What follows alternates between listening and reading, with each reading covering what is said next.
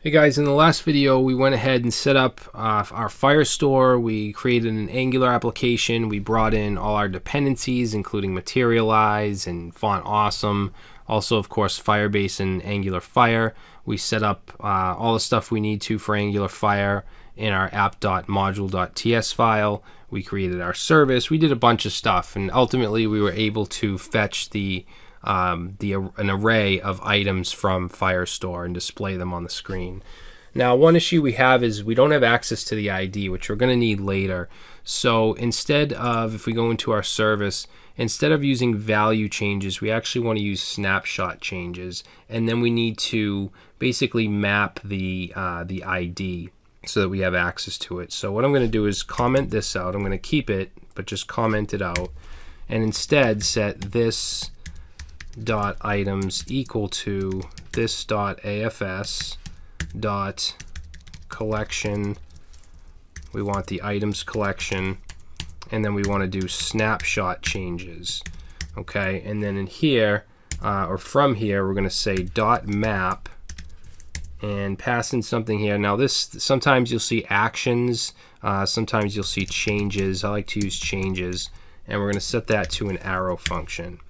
All right, and then basically we want to return changes, and then we're going to call dot map again, and in here I'm just going to put a, set that to some curly braces. We're going to create a variable called data and set that to that a dot payload dot doc dot data.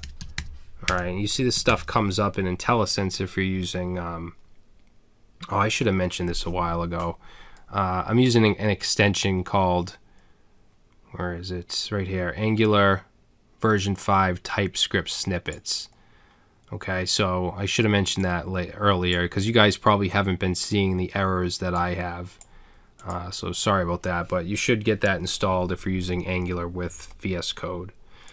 All right, so const data, a payload, doc data, and then we're going to say we want this as item. Okay, the item comes from our model. And then we want to set data.id equal to a.payload.doc.id. Okay, so that's how we can get the ID. And then we just want to return data. So all that code just did is made it so that in addition to the title and the description, we also get the data. I'm sorry, we also get the ID. So let's go ahead and save this. If we go to our application, it should look the same. But if we go to the HTML and let's just for a second change title to ID and save, now we can get the ID. Okay, so that's basically why we just did that. It's a little more difficult. There's some more code we have to write, but we're able to get the ID, which we're going to need later on. All right, so I think the next thing I want to do is add the navbar, which is going to be really easy. It's basically a dumb component, meaning it has no functionality to it. It's just to display. So let's go ahead and generate that. We're going to go down here to our terminal and say ngg component. It's going to go in the components folder, navbar. Okay, and we'll go to, let's see, we'll go to the HTML, and this is going to be very, very simple because we don't even have any links. It's just basically for show. So we'll put in a nav tag, and then we're going to have a div with the class of nav-wrapper. I'm also going to give it a class of black. The default is pink, and I don't want pink. And then we'll put an a tag here that'll just go to slash. And let's see, this also should get a class of brand logo and center so that we can center it. And then we'll just call this FS item manager. And that's it. Okay, so we'll save it. Let's go to our app component. So our core app component.html, and we're just going to put this navbar above the container. So it has a selector of app-navbar. And save, and there we go. All right, so now we want to generate our form to actually add an item. Okay, so let's go down here and say ngg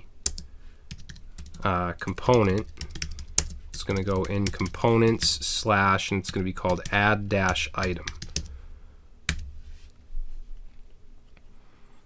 All right, so now let's first go to the TS file. And we're going to be using the item service, so we're going to bring that in.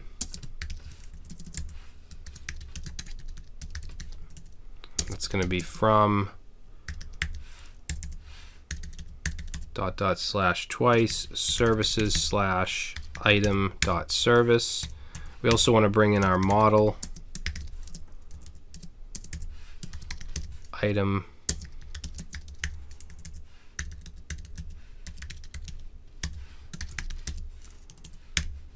there we go.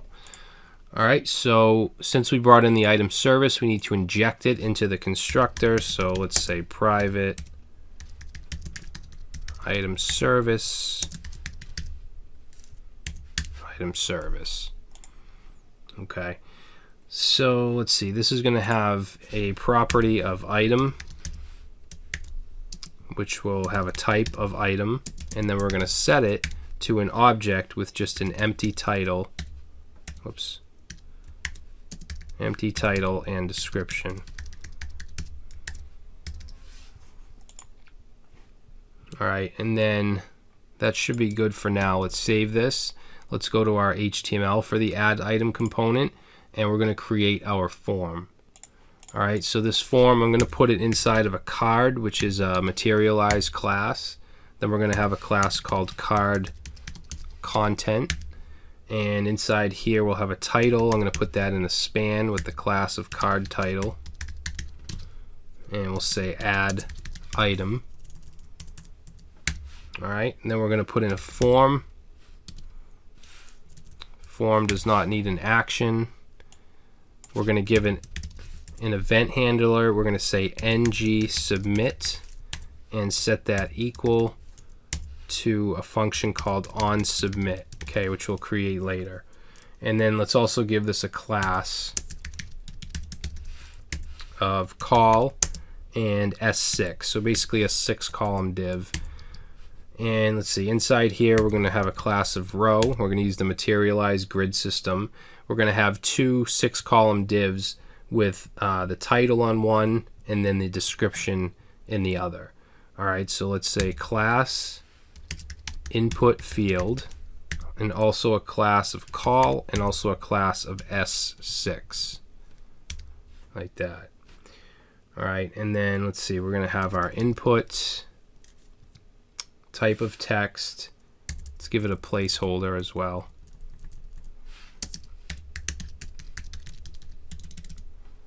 So placeholder, we'll say add title. Okay, now we're going to be using ng model, which allows us to bind properties to inputs, or to anything really. Now to use ng model, we need to import the forms module into app.module.ts. Okay, anytime we need to use anything, we need to bring it in through here. So we're going to say import forms module, and that's from Angular. So it's from Angular / forms. All right, now since it's a module, it needs to go in imports just like the rest of the modules. So forms module. All right, we'll save that. We can close that up for now. Let's go back to our form and let's add brackets. Inside brackets we'll have the parentheses, and this represents two-way binding. All right, and we'll say ng model equals. Now we want to bind it to, if we look at our our add item component, we want to bind it to the item title. Okay, so we're going to say right here item.title. Now we also have to include a name attribute, and that's just going to be title. Okay, and let's see, underneath that we're just going to have a label, and that will just say title. Okay, so that's one field. Now let's copy the div with the class of input field, and we're going to put one right underneath, and then this one's going to be the description. Okay, so we'll change that. The ng model will be item dot description, and then the name will be description, and the label. Okay, and then we just want a submit button, so we're going to go under this div right here, and we'll say input. It's going to have a type of submit. Oops. Value submit, and let's give it a class of btn. All right, let's save it. Now we're not going to see it just yet because we haven't inserted the custom element anywhere, or the selector. So let's put it in the main app component. So let's see, we'll go to app component.html. We're going to go right above the app items and say app add item, and save, and there we go. So now we have our form. Now if we submit this, we'll get an error because it's trying to go to a function called onSubmit. So let's go ahead and create that in our add app component, or add item component TS. All right, so down here we'll say onSubmit. Now I'm not going to do any extensive validation. I just want to make sure that there is a title and a description before we move on and go through the service to actually add to Firebase and all that. So let's just do a simple if statement here. So we'll say if this dot item dot title is not equal to anything, to nothing, and this dot item dot description is not equal to nothing, then we can continue. All right, and what we're going to want to do is call the item service, which we brought in, and then a function called add item. Okay, now we're going to get this red squiggly line if you have your Angular TypeScript extension installed, because we don't have an add item function in this service yet. All right, but we will create it, and then we're going to pass in this dot item. Okay, so hopefully you understand what's going on. We have an item property, which is this object, and when we fill in the form, whatever we put in this field will be the title, because we're binding it using ng model. We're binding it, the item dot title, to this field. We're also binding item dot description to this field. So whatever we put in here is going to then be that property. And then when we submit, we're first checking the title and description fields of the inputs, and then we're calling the service function add item, and we're passing in the item, which is whatever they put in the form. All right, so that's what's going on here. And then once that's done, I just want to clear the fields, and we can do that by saying this dot item dot title equals nothing, this dot item dot description equals nothing. Okay, so now we want to create this add item. So let's go to our service, item service, and we're going to go down below the get items, and we're going to say add item.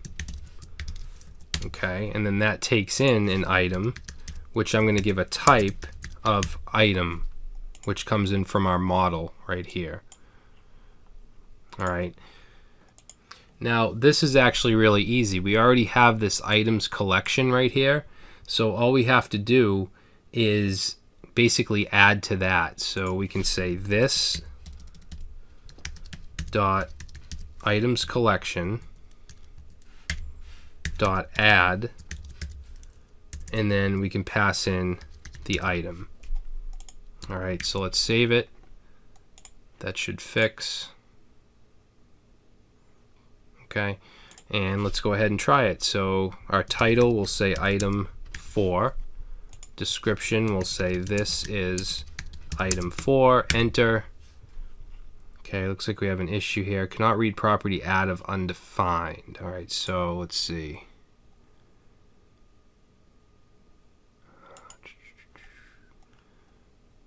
Item service. So this dot items collection dot add. Why Oh, you know what? We just have to go into the constructor. And let's see, we're going to go right here. And we'll say this dot items collection equals this dot AFS dot collection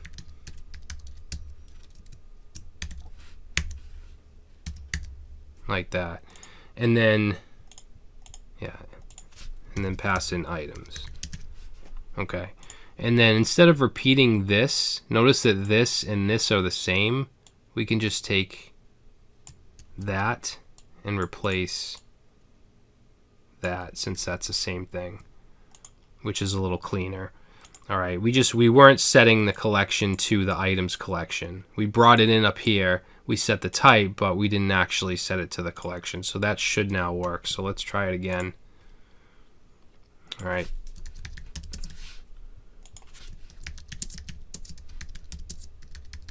Enter, and there we go. Item 4. Now, if you want to sort this, notice how they're not in order.